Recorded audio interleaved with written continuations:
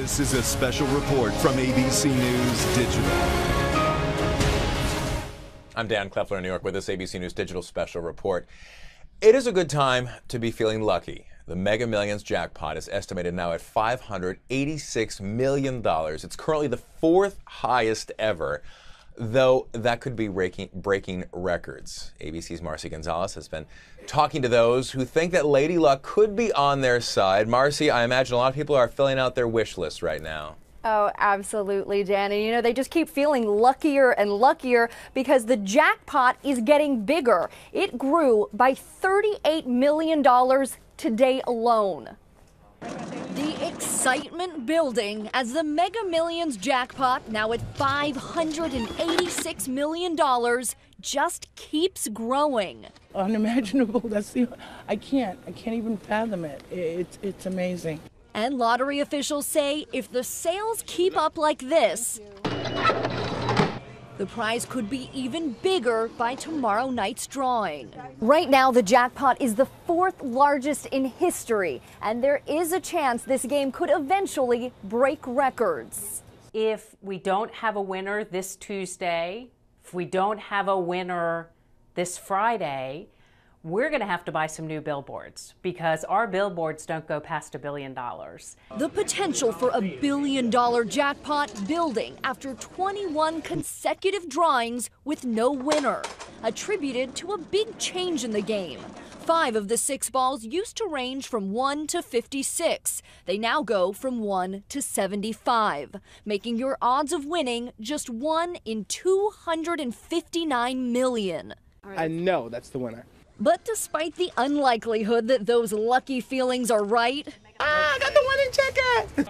people are already dreaming up ways to celebrate and spend their millions. Every day would be Christmas for the rest of our lives. So well put. I can't even imagine. The drawing will be at 11 o'clock Eastern tomorrow night. Marcy, I wanted to ask you about this, and I don't mean to be a killjoy going into the story, but the fact of the matter is we are in the midst of the holidays. Shopping is on everyone's mind. Anyone that you talk to where they kind of like, you know what, someone might not be getting a gift this year because instead I want to put 20 bucks down on this ticket? Oh no, everyone is thinking about what they're going to give when they win. Everyone, of course, is positive that they have the winning ticket, and so a part of the list that they're coming up with, along with thinking of vacations they want to take, they're also thinking about those big, elaborate gifts that they'll get for their loved ones. And Marcy, I see empty hands there. Where is your ticket? I have it stashed away. You think I'm going to leave it out in open view of everyone here? No way. You know you were always my favorite, right, Marcy? Yeah. Marcy Gonzalez, thank you so much for Mega Millions favor. Now, for more on the possible record jackpot, I want to bring in Mega Millions lead director and Virginia Lottery executive director, Paula Otto. And Paula, thank you for joining us today. We imagine you guys are on pins and needles, to say the least. Truly, Mega Millions mania has gripped the country. It's a lot of fun. Dan, we have never been over $500 million the week before Christmas. So a lot of people are out there shopping, and a lot of them are buying Mega Millions tickets. Now, I mean, obviously you guys are able to tease out all kinds of metrics and all kinds of numbers on your sales. What are you honestly looking at right now, the possibility that it could reach $1 billion?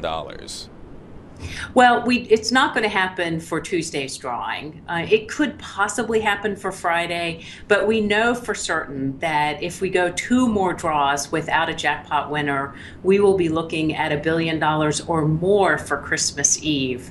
You know, there are a lot of unknowns. We have some more snow forecasts for parts of the country. We do have possibly that dilemma that you were talking about, people who still have some folks on their shopping list. And we also have interest rates. So it's hard to know until the day of the drawing exactly where the jackpot will land.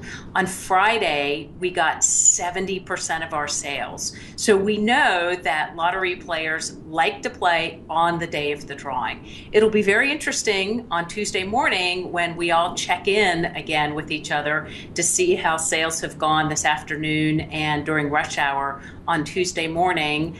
My guess is we may have another bump in the jackpot tomorrow morning. So, and my question is this, because you brought up the point about weather and the potential of how it schedules up against the holidays. But I'm interested, though, when the jackpot gets to now this fourth largest level, when it gets that big, essentially, though, snowstorms aside, or any kind of day of the week, I mean, there's just excitement that is just going to break any kind of previous habits, right? Well, you're absolutely right. And in looking at the sales as this jackpot has grown, clearly $400 million was the tipping point. That is when sales just got off the charts. So now we're over 500 million, and sales have been better than we had anticipated. If they continue at that pace, who knows where it will go. Now, in Marcy's report, we discussed the fact that these jackpots have gotten exponentially larger, all because the game itself has changed by adding additional numbers. Now your odds of winning, 1 in 259 million. When you start to see the kind of response that you're getting by being able to generate that kind of jackpot, is there discussion then among the lottery officials about, hey, maybe we add a few more numbers and see if we can really make sure we get a guaranteed $1 billion payout? Well, not yet. When we start to think that it's time to make changes, the first thing we do is we go to the players. And we did extensive research across the country, talking to thousands of lottery players about what they like about the game, about what they would like to see changed. So we don't make those changes lightly. And this is the very first roll under the new Mega Millions game. It's certainly wonderful to see that it has generated a tremendous jackpot. But we don't anticipate any new changes, any more changes for at least a couple more years. And obviously a lot of excitement certainly being drawn into it as well along the way. I know this seems like a bit of an odd question, but statistically speaking, though, if the odds are 1 in 259 million possible combinations, what are you able to glean out based on the response of the number of tickets that were purchased and the spread across the entire country? What is the likelihood that every combination at some point has been reached? Well, Dan, that has never happened. We know that for Friday's drawing, just under 50% of the 259 million combinations were covered. We think for the drawing on Tuesday, that might be in the 65 or 70% range. So we've had winners when only 10% of the combinations have been covered, and we've rolled when we've had 70%. So it really comes down to the way the balls bounce on Tuesday night. Now, we've had record lotteries 2 years in a row. What's the reason behind that? The extended game system. Well, but Powerball changed its game and moved to a $2 price point, so it had more money going into the jackpots, and that has worked very well for the Powerball game. We decided, based on our research, to keep our price point at $1, but we changed the game, changed the matrix, and the odds changed. So clearly, both of those changes have been very good for the games. The top 5 record jackpots have all happened in the last 2 years. So we know that lottery players' tipping point and when they jump in the game has changed. And at this point, I think it's probably at about $400 million. So lottery states across the country are going to do whatever we can to get to those magical 400 million plus jackpots. And Paula, lastly, before we let you go, I wanted to ask, what is more popular, the quick pick or people coming in there with a predetermined numbers that they like? Well, we don't track which way is more popular. I can tell you, though, generally, when we have a jackpot of this size, and we have a lot of people who aren't regular players, they do a lot more of the quick picks or the computer picks.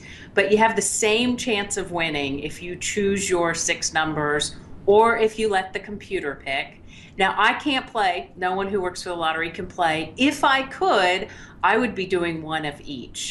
And I would cover both ways. But I do want to remind folks that it is just a game. It's not an investment. The odds are very, very long. And we encourage everyone to play responsibly. It only takes 1 ticket, $1 to win. It is a solid message, and I have to say, on a personal note, Paula, because of the fact that you are not allowed to play, I'm impressed that you are able to exude this kind of enthusiasm for someone else who could potentially be a multi-millionaire out there, and you would potentially be responsible but not able to actually get in on it yourself. Well, I get a lot of pleasure out of meeting those winners and helping them make hopefully some good decisions to have the money last a long, long time. It's a really fun business to be in.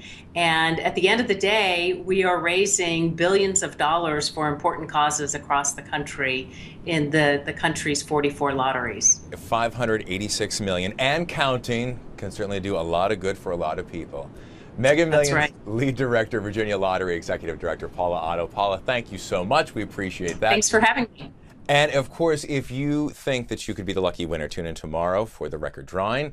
For now, I'm Dan Kleffler in New York with this ABC News Digital Special Report.